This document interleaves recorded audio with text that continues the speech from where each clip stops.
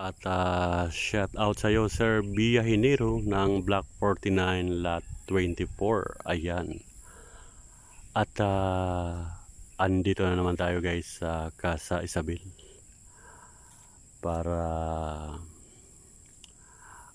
tugunan natin ang request sa atin ng ating mga kaibigan. Ayan. At ito nga pala yung mga naano ng bagyo. At makikita yung mga dahon ng saging ay mga nasira.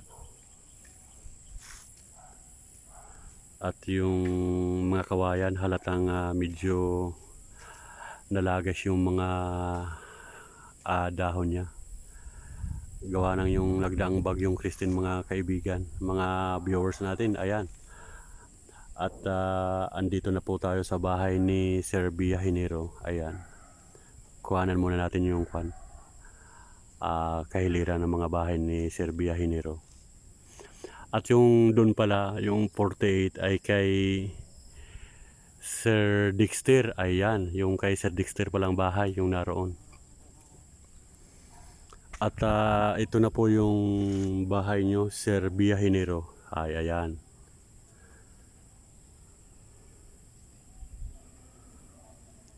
Ayan po. At sa kahilingan mo uli sir, kaya andito ulit tayo sa casa. Ayan, lapitan natin. At shout out pala sa mga viewers natin dyan sa US, dyan sa Qatar, sa Bermuda, ayan, sa Israel. Oo. At hindi na natin iisa-isahin gawa ng marami tayong mga kaibigan na mga OFW. At may ano na pala kayo sir, kontador. May kontador na rin si Sir Biyahinero. Ayan. 4924. At bali ito sir yung kontador mo. Ayan. At nalagyan na siya ng kwan dito, yung parang daanan, pathway. Oo, pathway nga ang tawag nito. Ayan. May nilagay na siya Dati nung mga unang pagbuta natin, wala pa itong counting simento simento na pathway. Ayan. Ngayon meron na At ganun pa rin Sir Biyahinero. May mga tatabasin na naman na damo. Ayan. Ay kung kung sana ako na sana magtataba sir. Ako na yung mag-aarawan din sa yung mga bahay na may mga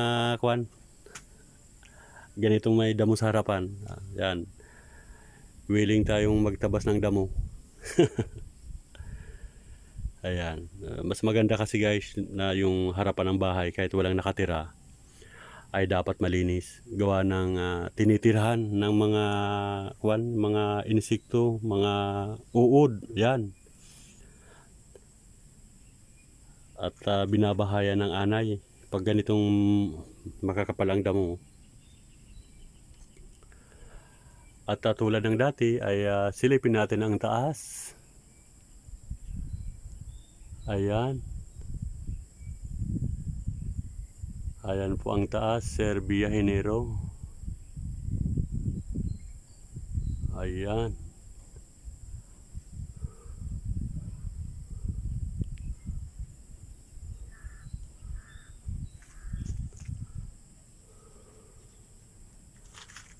At yung doorknob mo sir, wala. Nawala yung ulo ng doorknob Natira na lang yung kalahati, yung sa loob. Ayan. Ayan po sir. At titingnan natin dito sa may tagiliran. May tinabas naman na damo ito, tuyo na siya. Pero madamo pa rin.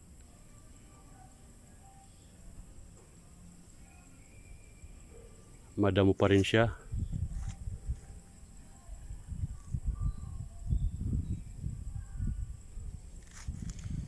At pasadaan natin ng likod. Tingnan natin para makita natin yung kwan dito sa likod. Ito sir, medyo marumi na naman sir. Makakapal naman yung puno. Sorry, yung mga dahon. Ayan, ito po.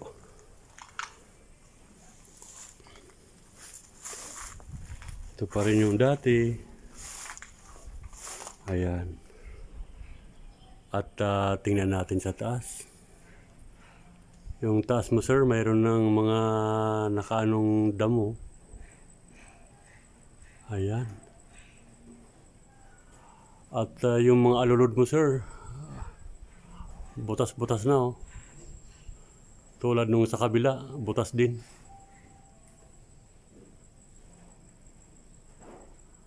Yan lang, pinasadaan lang natin yung bahay ni Sir Biyahinero.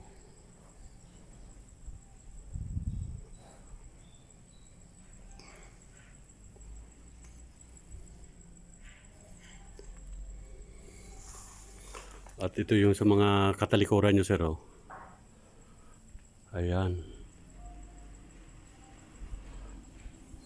Okay, punta naman tayo sa harap.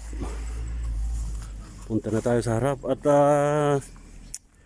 nagpapahanap din pala si Kwan. Si Sir Raylan. May bagong unit ata si Sir Raylan na nakawa sa extension. Pupuntahan natin.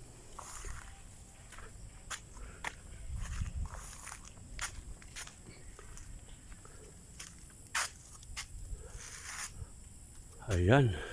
Ito yung pinakabahay mo, Sir Biyahinero. Ayan, yung kantong yan.